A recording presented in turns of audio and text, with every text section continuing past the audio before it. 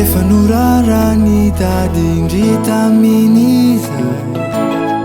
nosakana nineny fa nisisika ihany noraonana mitsy aza moindraindra mba tsy hanambady ny oloniny tsy naleo doika mo ireo niteraka nanaiky tsy fidiny nanatateraka mba ho fahafahapony le menaky ny aina ka ny any azo atao mitrotro ambavaka vodimy taona tokoza no vitany rahara eno nefa mijaly anareo mianaka nivono sy ny ozona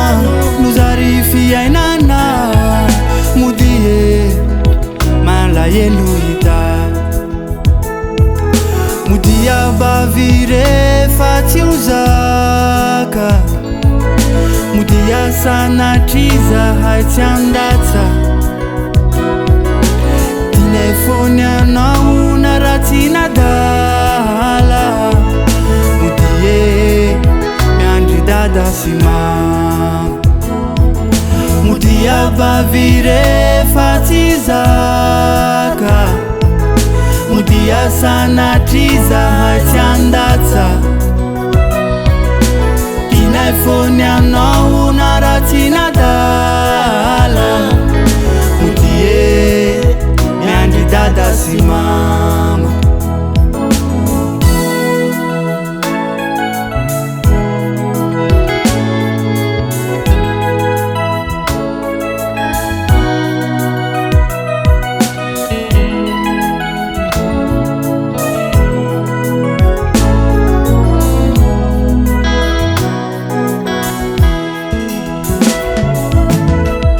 katrawanao ny varavara ny vona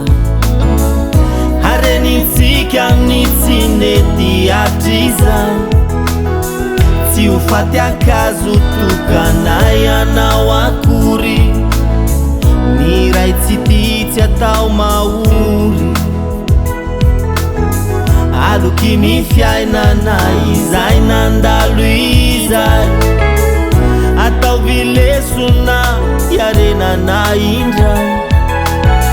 ny lavoka miarina no mpandresy zay ilay nateraka indray aza miaritra ny mafisierany ainao mba tsinjoviny ho avinareo mianaka